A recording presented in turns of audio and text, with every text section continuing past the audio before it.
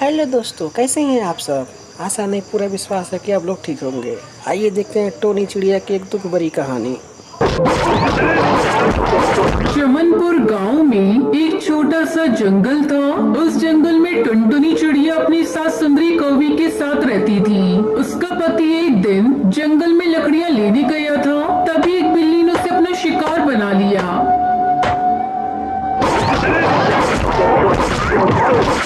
घायल कालू कौआ किसी तरह घर पहुंचता है। माँ, टुनटुनी, कहाँ? जल्दी बाहर आओ।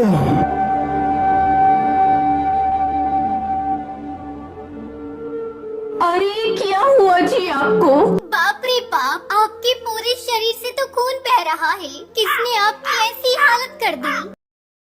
तब तक आप लोग इतने बताएं, 65 - 0 कितने होते हैं। एक बिल्ली। टुनटुनी, अब मैं नहीं बचूंगा। तुम घर का और माँ का ख्याल रखना। सुनहरी, मेरी बच्ची, मेरे पास आ। मैं तुझे आखिरी बार प्यार करना चाहता हूँ। टुनटुनी, मेरी बच्ची को खूब पढ़ाना। इतना कहते कहते कालू कौआ अपने प्राण त्याग देता है। ये सब क्या हो गया जी? अब मैं आपके बगैर कैसे जीऊंगी? पापा पापा, उठो ना पापा, मुझसे बात करो ना। क्या हुआ आपको? सुनहरी, मेरी बच्ची, अब तेरे पापा कभी नहीं उठेंगे। वो हमें छोड़कर चले गए। टुनटुनी दहाड़े मारकर रोई जा रही थी, तभी गुस्से में सुंदरी कौवी वहां आती है। अरे करमजली, मेरी बेटी को खा गई और अब रोने का नाटक कर रही है। तो मेरी बेटी को खा गई है। तू मनूस है, मनूस। जिस दिन तूने इस घर में कदम रखा, अपने ससुर को खा गई और अब मेरी बेटी को। तू डायन है, डायन। निकल जा मेरे घर से। अरे समधन जी, ये बेचारी कहाँ जाएगी?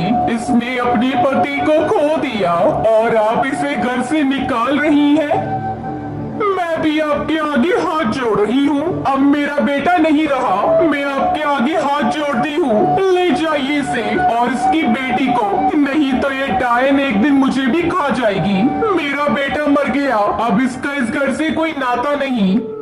अभी 2 दिन पहले ही टुनटुनी की माँ उससे मिलने के लिए उसके पास आई थी।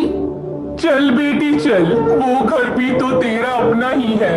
जहाँ तेरी इज्जत नहीं, वहाँ रहने से क्या फायदा।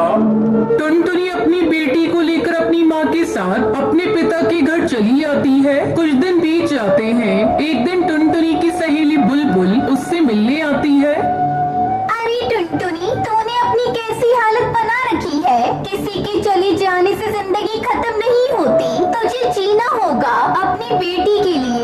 मेरी एक बात मान, तुझे पानी पूरी बहुत अच्छी बनाने आती है। तो ऐसा कर, अपनी पानी पूरी को नया रूप दे दे और बेचना शुरू कर। तेरा मन भी लगा रहेगा, फिर 4 पैसे भी घर में आएंगे, जिससे तू अपनी बेटी को किसी अच्छे स्कूल में पढ़ा सकती है। बुलबुल की बातों ने टुनटुनी पर गहरा असर डाला। वो कुछ ही दिनों बाद अपनी रंग बिरंगी पानी पूरी बनाकर बेचना शुरू कर देती है। पानी पूरी ले लो, रंगीन पूरी, चटपटी पानी पूरी, खट्टी मीठी पानी पूरी ले लो, पानी पूरी। बहुत ही जल्द टुनटुनी की रंगीन पानी पूरी की डिमांड बढ़ जाती है। टुनटुनी की पानी पूरी की तारीफ जब उसकी सास सुंदरी कौवी को मिलती है तो उसे अपने किए पर पछतावा होता है। वो उसकी माँ के घर जाती है। अरे बहू, मुझे माफ कर दे। मुझे अपनी बेटी की मौत का बहुत बड़ा सदमा लगा था, इसलिए मैंने तुझे मनूस समझा। मुझे अब अपनी गलती का एहसास हो गया है। तू चल मेरी पोती को लेकर, अब से हम सब साथ में रहेंगे। टुनटुनी अपनी सास को माफ कर देती है और उसके साथ अपने पति के घर वापस चली जाती है। इस तरह वो रंगीन पानी पूरी बेचकर खुशी खुशी अपनी बेटी के साथ अपनी जिंदगी बिताने लगती है।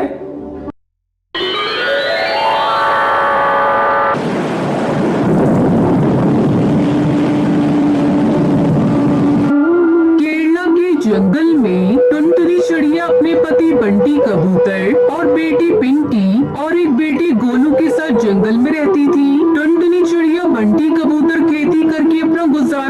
करते थे। बंटी कबूतर अपने खेत में हर प्रकार की सब्जियां और फसल उगाया करता था और उन्हें शहर की मंडी में अच्छे दामों पर बेच देता था। अजी सुनते हो जी, इस बार धान की फसल तो बहुत अच्छी हुई है। जल्द से शहर ले जाकर बेच दो। बारिश का क्या भरोसा, बिन मौसम भी बारिश होने लगती है।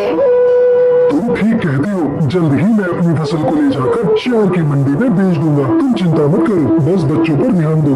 तब तक आप लोग कमेंट में बताएं 39 + 25 कितने होते हैं। और उसका पति धान की फसल काट कर खेत में ही छोड़ देता है और खाली खेत में सब्जियों की बुआई करने लगता है। इसी तरह कुछ दिन गुजर जाते हैं। एक दिन गांव का कालू किसान उनके पास आता है। बंटी, अरे ओ बंटी, कहाँ हो भाई? जल्दी घोंसले से बाहर आओ, मुझे तुमसे जरूरी बात करनी है। क्या बात है कालू भाई, कौन सा जरूरी काम है? बताओ, मैं उसे पूरा करने की कोशिश करूंगा। बंटी भाई, बस आपसे यही कहना था, अपनी फसल के साथ मेरी भी फसल शहर में बेच देना। ठीक है कालू भाई, मैं 1-2 दिन में अपनी फसल बेचने जाऊंगा, तो तुम्हारी भी फसल बेच दूंगा। कालू को वो वहाँ से जाने लगता है। तभी टुनटुनी वहाँ आ जाती है और कालू से कहती है, अरे कालू भैया बैठिए, मैं अभी आपको ठंडा ठंडा तरबूज का शरबत पिलाती हूँ। गर्मी बहुत है। नहीं बहन, फिर कभी आकर शरबत पीऊंगा। ऐसा कहकर कालू किसान वहाँ से चला जाता है। रात को जब सभी सो रहे थे, तभी अचानक बिजली कड़कने लगती है और बारिश शुरू हो जाती है। अब क्या होगा जी, हमारी सारी फसल खेत में पड़ी है, सब भीग जाएगी। अरे पगली, तू चिंता मत कर, अभी बारिश रुक जाएगी। देख, बादल जा रहे हैं। दोनों पति पत्नी काफी देर तक बारिश रुकने का इंतजार करते हैं, लेकिन बारिश होती ही जा रही थी। रात भर जोरों से बारिश होती रही। सुबह जब बारिश रुकी तो बंटी कबूतर टुनटुनी चिड़िया अपने खेत पर जाते हैं। वहाँ का नजारा देखकर दोनों पति पत्नी जोर जोर से रोने लगते हैं। सारे खेत में पानी भर गया था और उनकी फसल पूरी तरह से पानी में डूब चुकी थी। हे भगवान, ये तूने क्या कर डाला? सारी फसल बर्बाद हो गई। पता नहीं हमारी फसल को किसकी नजर लग गई।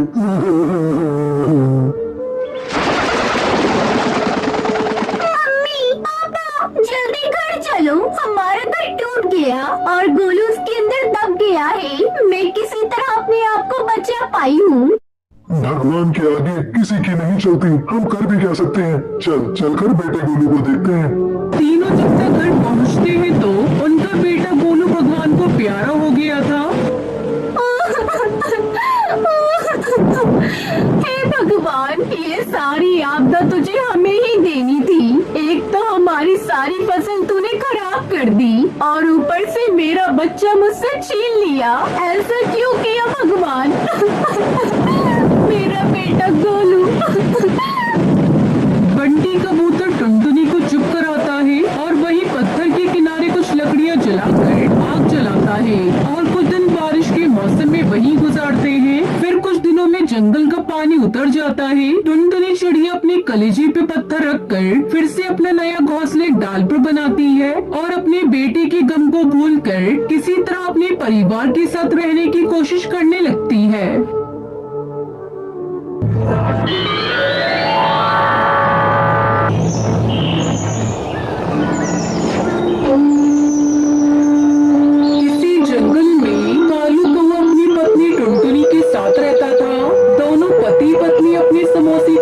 लगाते थे।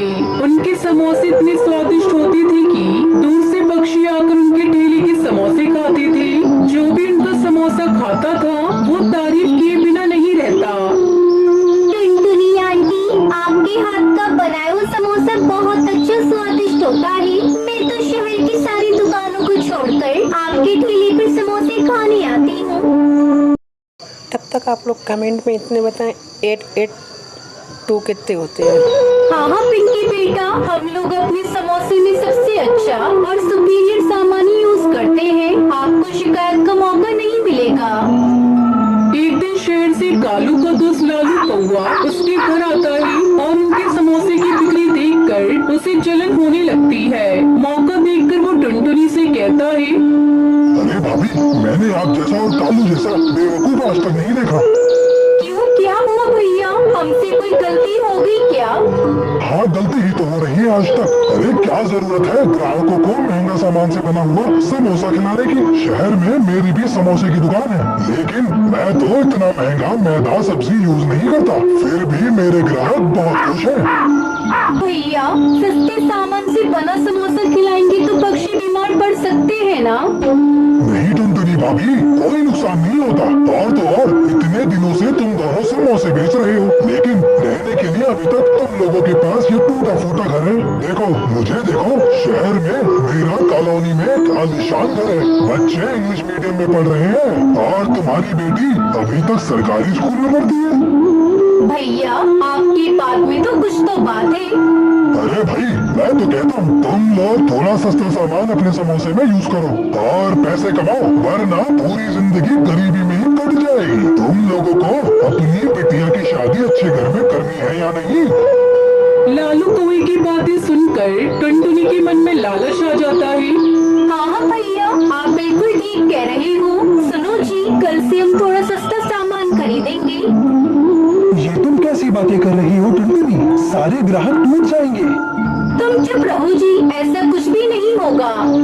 अगले दिन टुनटुनी घटिया और सस्ता आलू और काफी पुराना मैदा खरीदकर समोसे बनाती है, जिसे खाकर पक्षियों की तबीयत बिगड़ने लगी और उन्होंने टुनटुनी की दुकान पर आना छोड़ दिया। देख लिया ना टुनटुनी, घटिया सामान इस्तेमाल करने का नतीजा, हमारे सारे ग्राहक टूट गए, अपनी दुकान का नाम खराब हुआ सो अलग। टुनटुनी के ठेले पर कोई भी बच्चा उसके समोसे खाने नहीं आ रहा था। सुबह से शाम तक टुनटुनी अपनी दुकान पर बैठी मक्खियाँ मार रही थी। अरे ओ छोरी कौवी, उधर कहाँ जा रही हो? मेरी दुकान के समोसे खाओ, बहुत ही स्वादिष्ट है। कई दिनों से तुमने मेरी दुकान पर आना ही छोड़ दिया है। नहीं, मुझे तुम्हारी दुकान के घटिया समोसे खाकर अपनी तबीयत खराब नहीं करनी। एक बार तो मेरी तबीयत तुम्हारे समोसे खाकर बिगड़ गई, बहुत पैसे लगे, तब जाकर मेरी तबीयत ठीक हुई। फिर से मैं वही गलती नहीं करूंगी। तुम अपने समोसे अपने पास रखो। धीरे धीरे कई दिन बीत गए और टुनटुनी की दुकान बंद हो गई। वो दर दर की टोकरी खाने को मजबूर हो गई। इस तरह से पैसों के लालच में उसने अपने पैरों पर कुल्हाड़ी मार ली। दूसरी तरफ लालू कौवा उनकी दुकान का ऐसा हाल देखकर बहुत खुश था। टुनटुनी को समझ आ गया था कि थोड़े से पैसों के लालच में उसने अपना जमा जमाया